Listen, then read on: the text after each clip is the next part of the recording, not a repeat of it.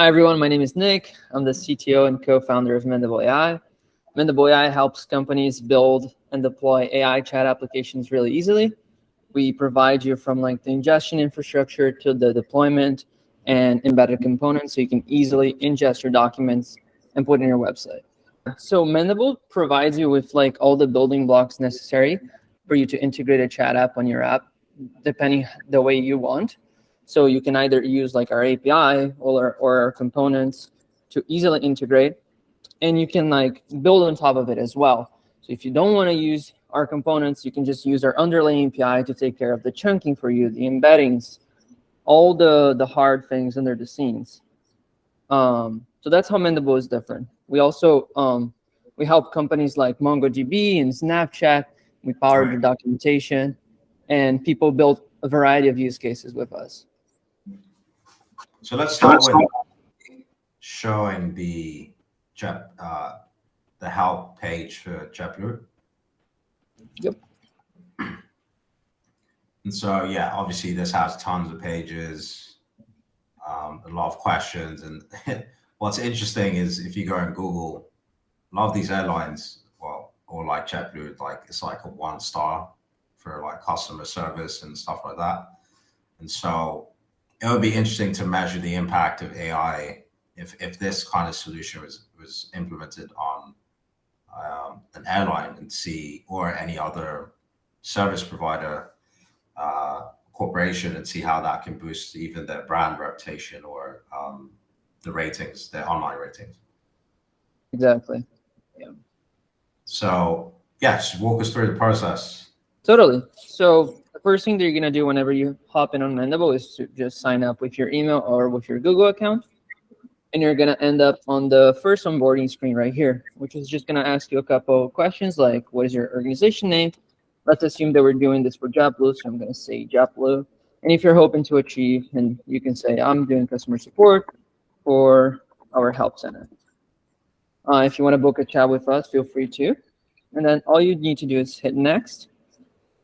Right now, you can invite team members. So if you want to invite your co-founder, or if you want to invite people in our team, you can do this here. So we'll hit continue. And now we're going to create our Mendable project.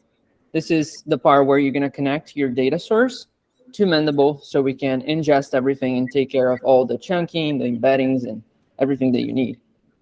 So right now, we're going to ingest the help center for JetBlue. So I'm going to go to website crawler, and I'm going to type in the JetBlue website. And I'm going to hit ingest here. And right now, it's going to crawl the website. Because the website has like a sitemap, it's very easy to crawl. It's going to show up all the links that are on the website itself. So there's like 547, but obviously, we don't want all of them. So we're going to filter only. So we're going to click on rows here, select all the rows. We're going to unselect everything. And we're just going to filter out the ones for the help center. So I'm going to click here. So there are only 74 help center articles, and we're going to ingest the 74 of them. So whenever you click ingest, we're going to go to your website. We're going to crawl everything, grab all the text, perform all the text splitting, all the chunking, all the metadata, and we're going to do that for you. So you don't have to do anything on that. So just to give context, so we're looking at 74 web pages. Correct. And it's looking to me like this is going to take probably a minute. Yeah. So it processes the pages in parallel right now, but there are some pages where like JavaScript blocks, for example. So it has like a bigger timeout, so it takes a little longer depending on each page. So as you can see, it already processed 28 of them. It really depends on the website and how heavy it is and how like blocking it is as well. Because this like bypasses JavaScript, so you don't have to like, if you have like a help center and you have, it's not like SEO friendly, the web scraper can actually get the text from there. It might take a little while, that's why it takes like a minute or so, but at least you get the full text from it. And so just in simple lingo for people who run businesses out there, this is quote unquote you're training the AI model at the moment with the data. Exactly. From Yes. the website. And exactly. what's so interesting here is people probably thinking like, what's going on should probably take days, and it looks like it's just taken a few minutes, really. Yeah, exactly. It's pretty fast. And there you go. I mean, it's all ready. So right now, you can already test the AI with a simple component that we have here. So I can say like, oh, what happens if my flight gets canceled? And in a couple of seconds, you already get a response for that and how JetBlue handles that. So it is as easy as clicking 3 buttons, and you have all your AI pipeline ready to go. Yeah, this is incredible. And just for the skeptics who are probably looking at the response here, can you click in the reference? So you can see, so basically you get the response, and then you also get the references pointing to where it came from. Maybe just open one of them, and that's just Yeah, totally. So like, let's open right here. And as you can see, it grabbed the page from changes and cancellations, which is what we wanted. Right. And you can, if you want to read further, you can read here, or you can ask the AI as well, as it's a chat interface. And yeah, if we scroll up, if your flight gets canceled, you can rebook your flight to reschedule. There's no charge or cancellation fee. And I saw in that the page you opened up, it said the same thing. There's no charge or cancellation fee. Exactly. So that's for the person who's probably wondering if it's just making this stuff up. And so, as per my previous video, the advantage of this kind of what's known as retrieval augmented generation, or this kind of context-driven approach, is that you basically take context from your data, in this case, it's JetBlue's web pages, and then you let the model see that so it can generate an accurate response. Exactly. So if you were to ask ChatGPT this question, it would give you a very generic answer. In fact, it might not even answer you, because it would say, what are you even talking about? Right. But here it's specific to JetBlue, and it was quick. So exactly. When you say component, what you're basically saying here is that the user or the people who use Mendable can literally take this and then embed it on their website, or they can have an API connected to this as well. Exactly. Yeah, it's as simple as taking this component, and with one line of code, you basically embed it on your website, and you have all this power. And how would you so let's demonstrate actually how this could look like on the JetBlue website. Totally. So so just before, yeah, so let's so right now I'm gonna go to the JetBlue website, and I have a so actually just let's go back forward. So right now let's just go through our dashboard, get our API key, and I'm gonna run a script that will inject on the JetBlue website just so you guys can see it. Okay. When you say dashboard, do you want to walk through the other capabilities? Yes. Yeah. Let's do that for sure. Here, whenever you press the go to dashboard, you can see that you have different projects. It just autos assign a name for it. So this is our project that it just created. We can just go in it, and here we have our workshop. So the workshop is basically where you're going to test and customize your model. So what we mean by that is, like, we give you a lot of customizability out of the box, so you can train the model to respond the way you like.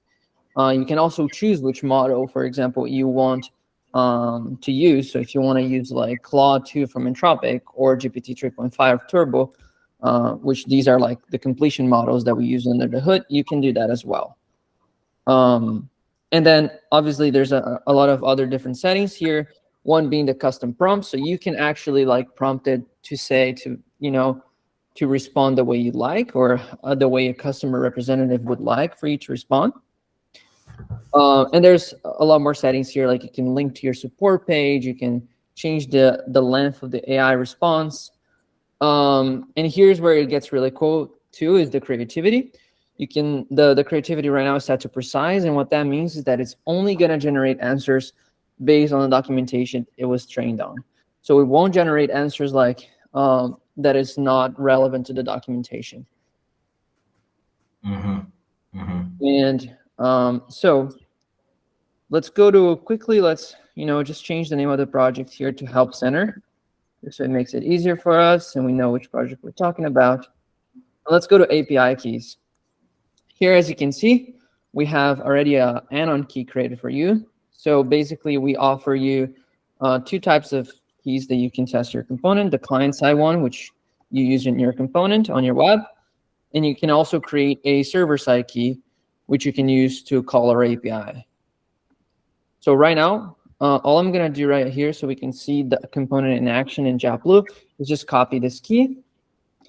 And I already have the JavaScript ready on my console here to embed the component. I'm just going to change the anon key here to the one that we just created. And I'm going to hit enter. Boom. As you can see, we already have the component on the bottom right here. And it's like, hi, how can I help you? With the colors of JetBlue, you can customize the logo, everything. And whenever you click on it, you can see the chat component pops up. Hi, how can I help you? And then we can ask, like, what are the cancellation policies? And then you can already start asking. And that JavaScript, I'll show you in a second how that gets done and how easy it is. Yeah. As you can see, response, and it's already on their website. And I think what's also really cool here is the fact that, well, aside from how quick it is, but also at the end here, we're going to see the feedback mechanism, which is the yes or no. Mm-hmm. So the user can say, yes, it's helpful. And I think if you go back to the dashboard, then we can go to, is it evaluation or conversation? So yeah, yeah. Mm-hmm. So you can see the conversation that just happened, right? So you can track and use these to generate insights on your documentation. Right. Basically, take this and see what people are asking, and then see what they need help with, what the documentation is not answering about, so that you can continuously improve your help center and reduce tickets. So as you can see here, you had a rating of positive. But let's, and another very interesting thing here is that we have like this teach model here. And right now the answer was very well rated, but let's suppose that the answer was badly rated, right? And we wanted to correct this in a way that you don't necessarily want to change the help center. So what you can do is you can go here and say teach model, and you're going to be prompted to upgrade because because we are in the free plan, but it's okay because you can quickly upgrade. Okay. So theoretically, if let's say the question was wrong and you wanted to edit the question, right, and you don't want to go to the website and make changes, you can easily click here the teach model functionality and actually input the correct response for the bot to answer it again. Got it. So what is happening under the hood? Is it that the ID associated with that particular question? So the next time someone asks that question, how would it know to use the correct answer? Totally. So yeah, we do a bunch of, whenever you click teach the model, we ingest that whole document with the correct answer. And we use a combination of embedding tuning and metadata to actually understand that that's the correct question. That's like, whenever they ask like a similar question or not an exact question, right? We use, our search can actually prioritize that question that was thought over the other questions whenever it's similar to the question that you thought, basically, which then means that it will know that the answer was corrected, and it will know that it needs to say the correct answer, if that makes sense. So basically, it compares. So basically, just go in the beginning. It's gonna compare the question asked to the question that was asked again, right? We'll see if they're similar. If they're very similar, because normally you're not gonna have two people ask the same exact questions. But if they're very similar, the model will search and understand that question was corrected at some point, which means that it has to prioritize that. Right. So, and with this, with Mendable, you can have multiple chatbots for multiple data sources in the same company if you wanted to. So you could Mm-hmm. have customer support in a different one, maybe for PDF docs, and a different one for sales or whatever. You can have multiple chatbots under the same Mendable account. Exactly. Yeah. Cool. And And oh, let me quickly show. So here how we embedded. We injected a JavaScript, but let's say we wanted to embed on a React website, right? How would that work? I'm gonna pull up here my code. We have been seeing clients reducing the support tickets to up to 30% as soon as they implement the bot. So basically, it reduces a lot the amount of work that they have to deal with tickets, etc. So there's a big resolution rate with the bot. Plus, not only that, it helps them improve a lot their help center and actually helps them understand exactly what people are asking for so they can prioritize that and right. improve their own documentation. So it's really valuable. Well, up to 30%. I can imagine for a business making, tens of millions or hundreds of millions, that's a sizable net add-on to the profit margin. Yeah, 100%. Yeah, no, that's huge. And as you can like in this business, they expect millions of support requests per day, or like millions of search, I should say, on their help center, which means that they open like hundreds of thousands of tickets a day. If you can reduce that by 30%, you can quickly see how much money you're saving. And is there a way to combine what you Mendable does with a live agent? If a company wants to take a hybrid approach where if say the chatbot kind of not able to answer specific questions or it kind of gets more advanced, is there a way to then Right. potentially program it so that the user can then ask the chatbot the questions first, and then if they need to speak to a live agent, they can take that next step? Totally. So yeah, we have an option that if the answer doesn't get like responded, you can prompt it to contact the support agent, and then you can even have the support link already embedded in the component that will like open the chat. But we don't like provide the ability for the chat person to immediately go inside the chat component just yet, but we do provide the ability for you to for the AI to refer them to a support agent, and you can even add this. Let me see, on the Mendable dashboard, there is a option on the customized model here that you can have like the link to your support page. So let's say this is JetBlue/help/something, or it's like a dynamic link that opens the chat, which companies do that. Right. First of all, it's already going to show up here on the bottom right so that they can contact support. But you can also prompt the AI very easily for it to like display that to the user. So like you can go here to custom prompt and be like, if the answer is not, if you do not know the answer, if you do not know the answer, refer them to the support link. And basically, whenever you save this and you ask something that is unrelated, it will refer you to that support link that we just put in. Awesome. That's awesome. So you're going to show the Oh yeah, React. Yeah. So this is kind of more developers. This is what the developers can use as well as part of this. So exactly. So here we have, it's very simple, right? So I have an Next.js project right here open up, and we have a React component. And all you got to do, first of all, is just npm install Mendable search, and you can do latest. That basically just install our components in our library, so you have access to the variety of components, and all of our components and everything like that is all referred to our docs. So docs.mendable.ai. If you want to build on top of the components, we have 4 main components: the search bar, floating button, the in place, and the chat bubble.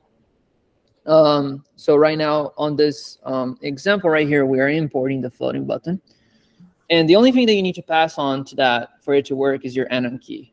And as a reminder, the anon key can be found inside the API keys on your project very easily. Oops, sorry, I was on the wrong one. On the API keys of your project right here. And once you do that, it already will start to work, right? You're going to already see it live and working here. But the good thing about the components is that you can customize the way you want, right? So you can pass the style of it. If you're in dark mode, light mode, the color to match your brand. You can even pass like icons, bot icons, and a bunch of other ones. And they're all documented in our docs. If you're interested, you can just choose the component that you want, take a look at the examples that we have, etc. And all the props are here. So it's very easy for you to customize the way you want. And yeah, and to add to that, some people want to have a little bit more customizability. I mean, we already offer a lot, but some people want to build their own use cases with it and their own components. And for that, we offer a pretty robust API that features from the data ingestion to the chat completion. So you can, build your own UI and connect to Mendable via our API. That way, you still don't have to handle all the document processing, chunking, embedding, etc., and maintaining that, which is a mess. You can just use our API and create your own UI on top of it. And as you can see, like we have examples on how to do it. We also have integration guides. So like if you want to integrate this on Discord, Slack, DocuSars, WordPress, we have all the examples here on the docs available for you. Yeah, and I think with the customer support use case, it makes sense too because there's no privacy issue. So I'm not concerned about uploading to a server because it's already on Google. It's already out there. So the API option is good as well because it means I don't have to use your UI. I can use mine, but still benefit from the capabilities. In terms of costs, what kind of costs are you seeing for this kind of use case? So I'm sure that's not sure that people are. Yeah, so 100%. So it really depends on your use case. So right now we have a very, very generous free tier. So basically we give you access to 500 message credits per month. That basically means that you can do 500 messages with our base model, which would be like 3.5. If you can actually send 500 messages the entire month, and that would be free of charge. And you get access to our components, API, the unlimited data sources. You can ingest however many things you want. Then you can customize the model and get access to data connectors. And then if you're looking to do a little bit more than, do more than 500 message credits per month, or you want, the custom fine tuning, or if you want to like remove the Powered by Mendable, or if you need any other enterprise features such as SSO, SLA, 24/7 support, all this kind of stuff, we just recommend you to talk to us, get on a meeting so we can understand your use case and work a pricing that works for you, and work around your budget and yeah. Got it. So, but for a customer support use case, it would be probably a couple thousand messages a day, possibly. Right. Got it. Cool. Exactly. Yeah. So I think, this. I can see this being very useful to a lot of companies that want to save a lot of money, cut costs, and like I said, what's amazing to me is the speed of how quick this is to implement. To train the model, to retrain the model, get feedback, look at what customers are saying, scale this through APIs. So there's a lot going on here. Do you have any sort of final thoughts or? Yeah, no, and exactly. A lot of people like that's like the core of us is like providing you with the building blocks necessary for you to build your own apps. Like if you want, we can take charge of all the entire pipeline, but we don't have to. If you want to use our API, create your own component on top of it. If you want to use your Python SDK, you can do it too. So we want to provide the most flexibility as possible to you, so you can really build it and iterate easily, and you don't have to maintain the hard stuff. Got it. Awesome. Well, in terms of people interested in working with Mendable, I'm going to share a direct link to book a demo call beneath this video.